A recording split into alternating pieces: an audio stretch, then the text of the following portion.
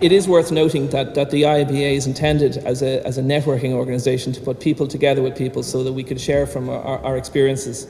And between the people that are in the room, there is a significant amount of the business community in Ireland who have been pioneering and going into India. I know that you've done an awful lot of networking before the event, and hopefully you get the chance to do a little bit afterwards in terms of sharing experience.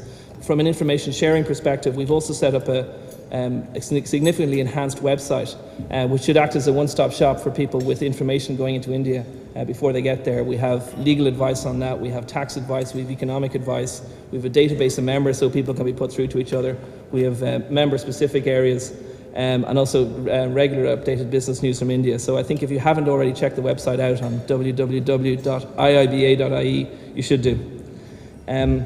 Harking back earlier on to the practical assistance, we have been able over the last 18 months to put people in touch with the right advisor in India, the right joint venture partner, and also just people at a very basic level learning from people's experience from having previously gone into India and what mistakes they may have made and what they wouldn't do again. In that regard, myself and Vice Chairman Enright Salas travelled to India earlier this year, setting up contacts on the ground. The goal is to have a network of people on the ground, both advisors, joint venture partners, the business community, so that when people go out there we can put them in touch with people on the ground who can help them and give them practical assistance. And we also plan to do a further India visit this year, with the goal ultimately of formalising either a sister network or a branch network of the IIBA in India on the ground between Irish business executives who are on the ground and Indian executives who are trading a lot with Ireland.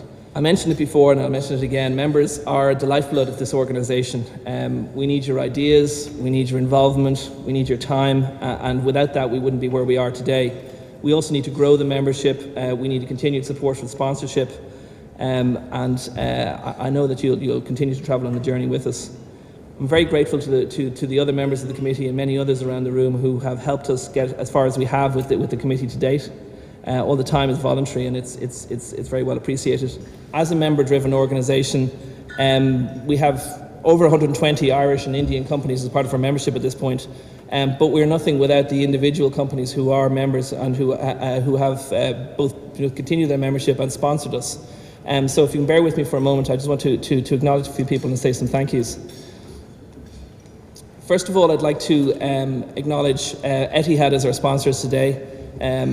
They have been long-time partners of the IIBA, and we're joined today by Danny Barringer, who's Regional Manager for Europe, and also by Beatrice Cosgrove, who's the Country Manager for Ireland. So I'd like to welcome them and all of their guests. We're also joined by HSBC, who we had a fine event in September with, and so I want to welcome Alan Duffy and all of his colleagues and guests today. I'd like to welcome Ken McKnight and CRH. Ken gave a very fine speech this year and he'll be relieved that we're not going to call him up to do it again, but maybe next year. Bank of Ireland as well, who've been long time involvement with us. Tony Martin and Brian Wally are on our committee and I'd like to welcome them and their guests today. Enterprise Ireland, in particular Fred Klinkenberg and his colleagues have been very supportive of us. The IDA with Dermot Clohessy and his colleagues. Fergus Murphy of EBS is on our governing committee and he's here today with many of his colleagues and clients. And also KPMG with Terence O'Rourke, Enright Salas and all of their colleagues and clients. You're all very welcome today. But it's not just Irish companies who are based here. It's also Indian companies who will join us today, and I'd like to welcome Fergal Murphy of Pinewood Walkart who joined us today.